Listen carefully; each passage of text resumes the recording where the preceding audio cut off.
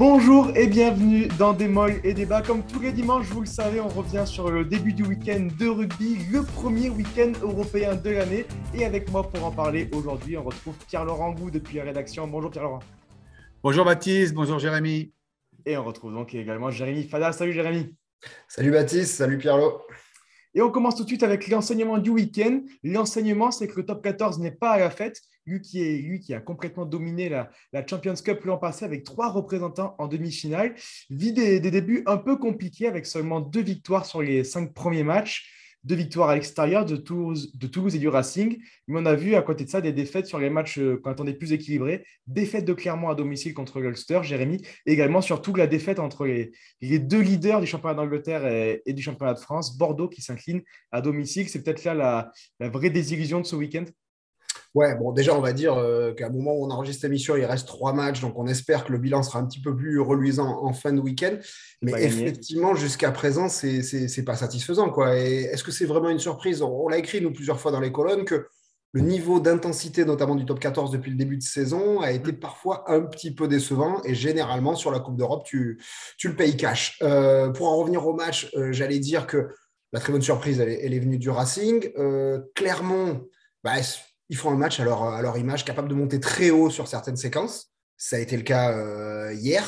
Et pas capable d'avoir des trous d'air qui sont rédhibitoires. Mais c'est une équipe, à mon sens, en reconstruction. Donc, c'est peut-être pas le plus inquiétant. Voilà, Montpellier ne faisait pas une priorité du déplacement à Exeter. On peut le comprendre, la priorité est aujourd'hui au championnat. Puis bon, Exeter, même avec une grosse équipe, voilà. Non, la déception, elle vient de l'Union Bordeaux-Bègles.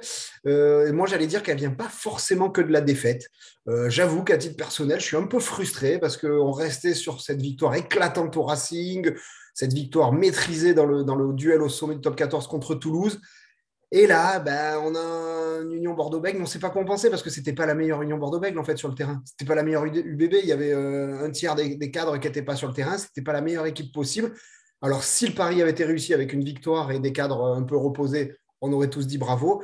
Là, je me dis, on était en droit d'avoir un nouveau cadre européen en France. Et moi, à titre perso, je suis un peu frustré que l'UBB n'ait pas mis tous ses atouts sur le terrain. Je ne suis pas tout à fait d'accord avec Jérémy et avec toi, Baptiste. On en a discuté en préparant cette émission. C'est occulter quand même deux grosses performances, même si une peut-être était attendue avec le Stade Toulousain. Mais c'est souvent quand tu es vraiment archi-favori, les clubs français ont du mal à assumer leur statut. Là, Toulouse…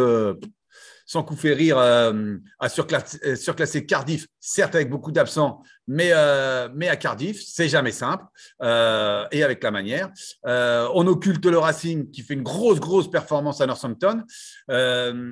Après, pour moi, la performance, elle vient pour avoir vu les matchs à la télévision. La vraie déception, certes, elle est de Clermont. Parce que Clermont jouait à domicile et puis Clermont avait fait toujours fait partie de ces équipes comme Toulouse, et ça c'est très bien, qui joue, et le Racing qui joue la Coupe d'Europe à fond chaque année.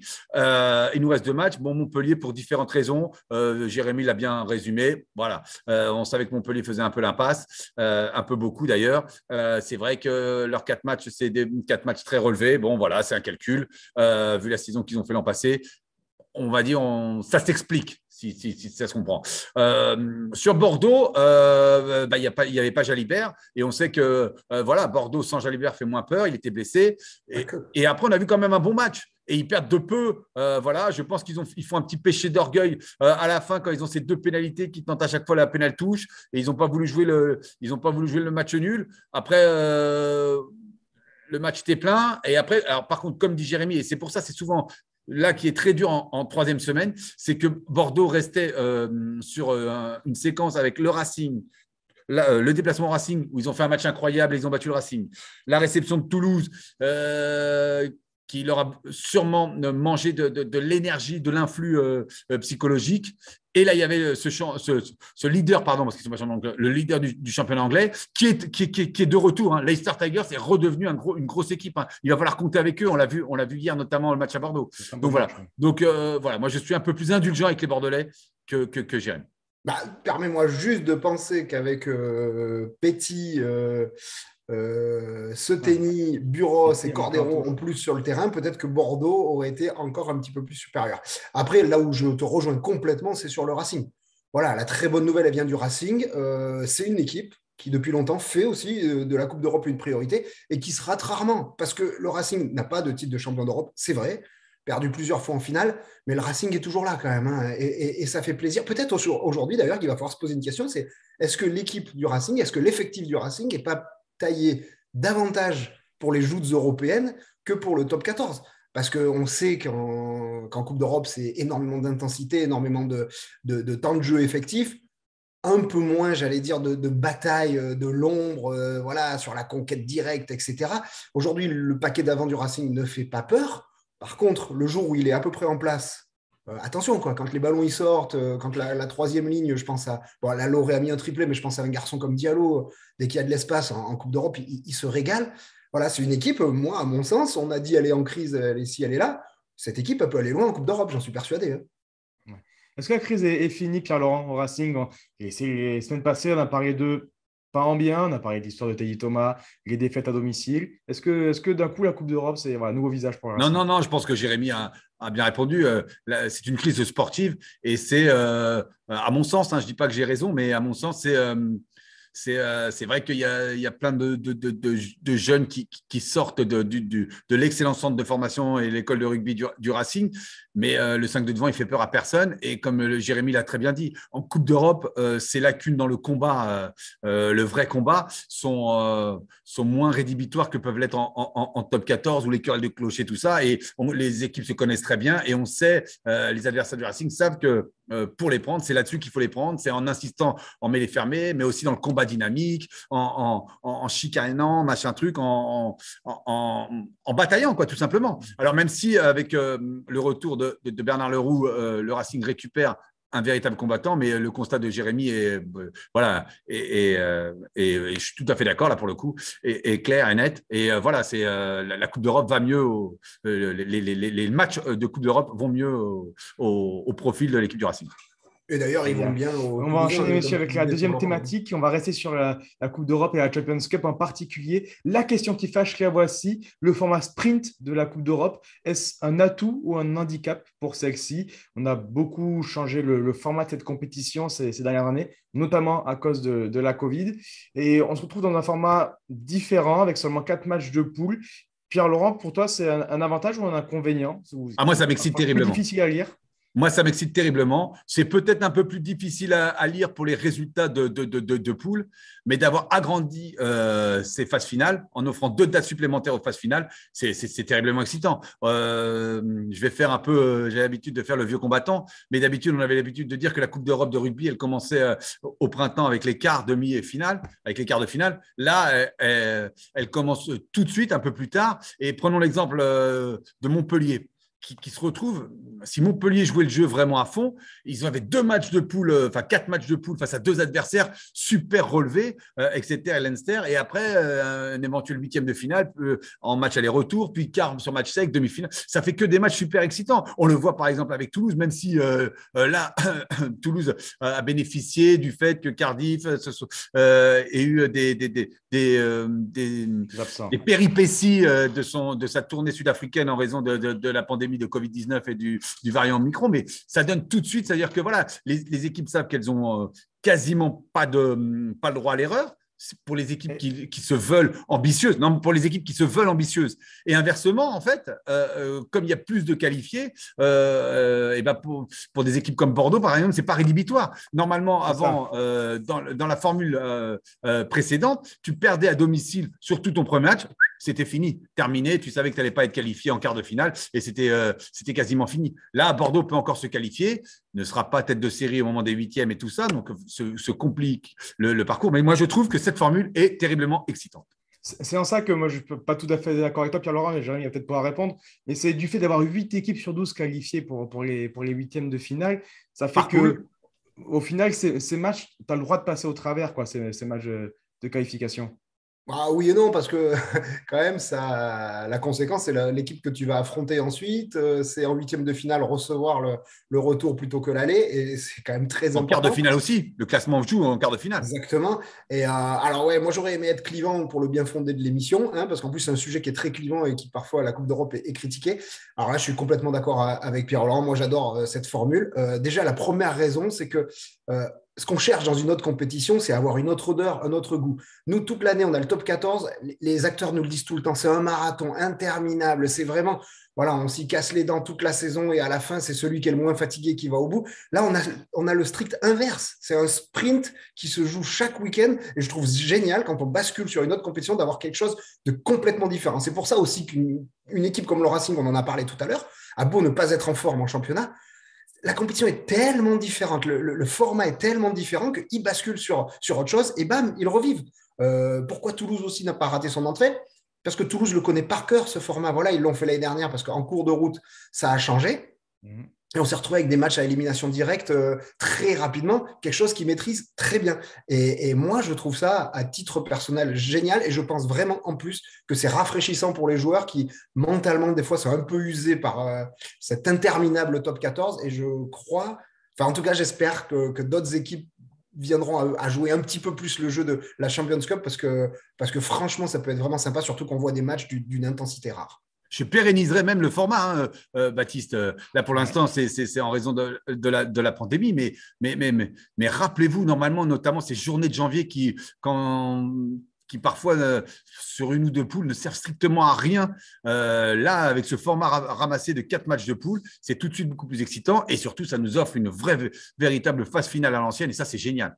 Ouais, et d'autant que je vais rajouter aussi que pour la première fois, du coup, depuis très longtemps, on va avoir du match aller-retour en huitième de finale. Quelque chose quand même qu'on connaît dans d'autres sports, notamment dans le football. Prenez les dernières années, les rebondissements qu'il y a eu sur les fameuses remontadas et tout. On va le tester en rugby. C'est génial quand même. C'est-à-dire que sur un match, on va voir ce qui se passe. Et la semaine d'après, on va tous dire, allez, s'il se passait encore un truc, si ça… Enfin, moi, je trouve, en tout cas, le PCR qui est quand même gravement touché depuis un an par la crise sanitaire, il faut leur reconnaître qu'ils arrivent à se dépêtrer, à sortir des formules, à amener quand même leur compétition au bout. Alors que franchement, c'est pas simple. Et je tire mon coup de chapeau là-dessus quand même. Allez, très bien. On valide ce nouveau format de l'EPCR. Et voilà, on espère qu'il sera donc reconduit dans les années à venir. On enchaîne comme toujours avec vos coups de cœur et vos coups de gueule. On reste en Champions Cup et on va parler forcément, Jérémy, d'Antoine Dupont qui a célébré son titre de champion du monde comme il se doit dans un match assez particulier quand même. Alors, deux champions du monde, pas encore. On va attendre 2023, le meilleur joueur du monde. En tout cas, la France du rugby espère qu'il célébrera celui de champion du monde d'ici 2 ans. Non, juste, c'est vrai que c'est pas très original. Hein, je suis désolé, mais en fait, ce garçon rend les choses pas très originales au bout d'un moment. Et je vais pas insister forcément sur sa performance d'hier, qui est encore exceptionnelle. Je pense que tout le monde a vu soit le match, soit les résumés. Voilà, Toulouse allait chercher un bonus offensif, 4 essais signés quasiment Antoine Dupont. Voilà, les 2 premiers, il vous fait des trous de 50 mètres. Le 3e, il va le marquer tout seul en battant 4 défenseurs. Le 4e, il l'offre sur un plateau d'une passe au pied merveilleuse. Non, moi, je vais insister sur… Alors, je suis un peu le spécialiste Antoine Dupont à la rédaction. Je suis le Stade Toulousain et ce garçon, je travaille avec lui depuis un moment. Je vous ai répété 10 000 fois que rien ne l'atteint, ce garçon. Et là, c'est quand même sidérant. Je veux dire, la veille, il est élu quand même meilleur joueur du monde. On peut dire ce qu'on veut. Émotionnellement, c'est quand même fort. Il a eu des sollicitations, etc. On se dit quand même à la veille d'un match de Coupe d'Europe, ça peut un tout petit peu… Mais tout lui roule dessus, quoi. Il garde sa simplicité, son naturel. Et hier, sur le terrain, c'était tellement évident. C'était le Antoine Dupont qu'on connaît, avec ses fulgurances absolument géniales. Avec, voilà, il y a un trou qui est devant lui, ben, il va le prendre, il ne se pose pas de questions. Et moi, ce détachement, ce recul de ce garçon, c'est ce qui me sidère le plus chez lui. Et c'est ce que j'aime le plus, je crois. Parce que, voilà, c'est un vrai enfant du rugby qui vient du fin fond des montagnes pyrénéennes. Et il a beau avoir tout ce qui lui arrive, il a beau être lauréat, gagner tous les prix les uns après les autres, on a l'impression qu'il ne change pas, ni en tant qu'homme, et ni surtout en tant que joueur. Et ça, c'est vraiment appréciable. Ouais, puis c'est un match vraiment bizarre en plus de ça. Et beaucoup de Toulousains, certains Toulousains sont quand même passés un peu au travers. Et voilà, comme tu dis, lui, rien ne l'atteint. Et il a toujours été. Alors, je vais rajouter un truc. C'était un match contre une équipe qui était hyper hétérogène et qui jouait tout à l'énergie. Et justement, le risque des Toulousains, ça aurait été de mal construire leur match. Et effectivement, ils ont un peu pioché en première mi-temps, si on veut. Il n'empêche, ils ont vu quand même leur salut, ça a été de rester constant, et de construire leur match petit à petit, de prendre les points au pied au départ. Et finalement, c'est venu et cette équipe, c'est pas facile, je pense, d'affronter une équipe quand on ne sait pas quel joueur il va y avoir en face, quand ils jouent tout à l'énergie, qu'ils n'ont rien à perdre, qu'ils mettent une Surtout énergie ça. folle là-dedans. Et je pense quand même qu'ils ont la vertu, les Toulousains, d'être sortis avec le point de bonus offensif, avec une victoire assez large, de ne pas s'être affolés. Franchement, ils auraient pu se mettre le feu à un moment. Donc, il faut quand même souligner ça. Et avec des vrais essais, surtout, Baptiste. Là, je te trouve un peu sévère et j'en viens à défendre le Stade Toulousain. Mais moi, celui que j'aime bien comme essai, ou celui avec les deux fins de facteur de Dupont, c'est l'essai de Jelonche, parce qu'il y a cette percée incroyable d'Antoine Dupont. Il y a ce placement méticuleux, précis de Romain Tamac, qui récupère la passe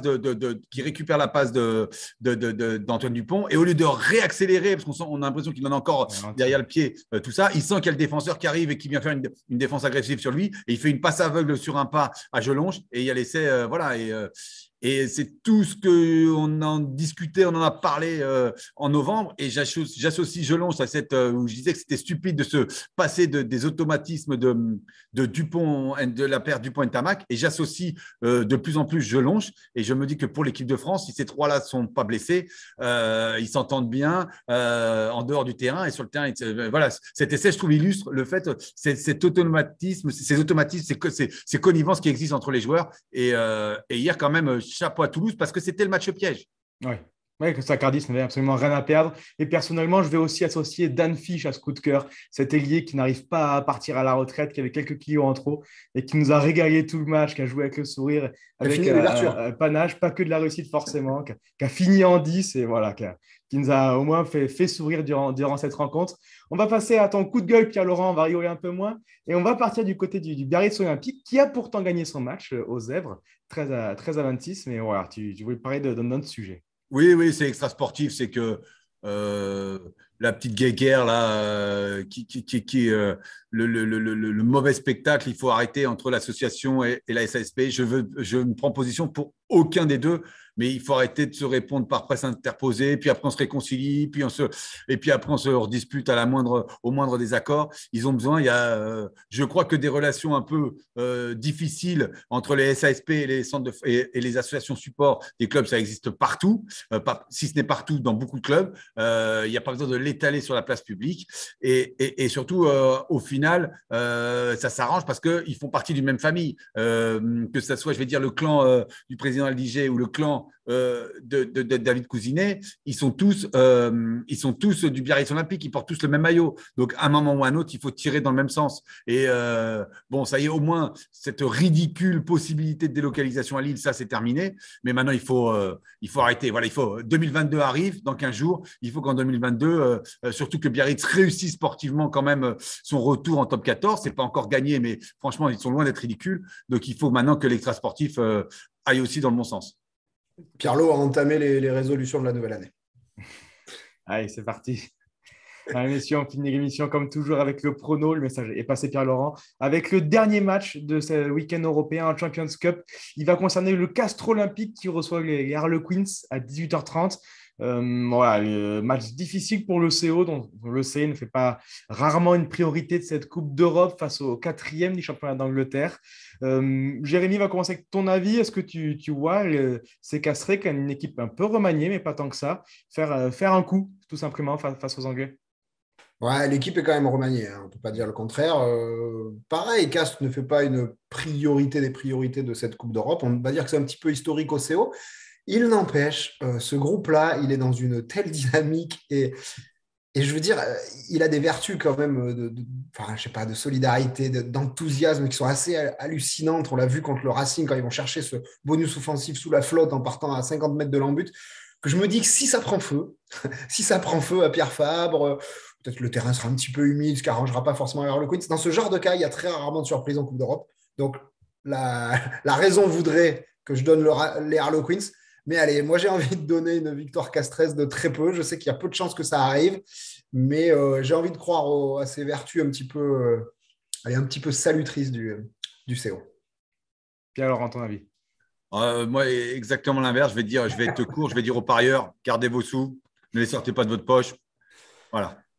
Ouais, c'est vrai. Ou alors pour les Harlequins, tu vas dire de les sortir. Ou alors pour les Harlequins, si vous voulez parler sur les Harlequins. Mais je ne mettrai pas 10 centimes sur une large victoire ou même une petite victoire de Castres. Un petit point, allez. Allez, on ne sait jamais. La cote du CO doit quand même être belle à domicile, voilà, pour une équipe, comme on le disait, qui ne fait pas la priorité de cette Coupe d'Europe, mais qui a un effectif avec de plus en plus de ressources. Et comme disait Jérémy, ce qui est sur une dynamique folle depuis cette dernière place en décembre dernier, il y a un an, dernier du top 14. Et depuis, c'est une des meilleures équipes de notre championnat. Merci beaucoup, messieurs, d'avoir fait cette émission avec moi. Merci, Baptiste. Merci à vous derrière vos écrans pour votre fidélité. Et bonne semaine de rugby avec Rugbyrama et MediaOlympique.fr. Au revoir. Au revoir.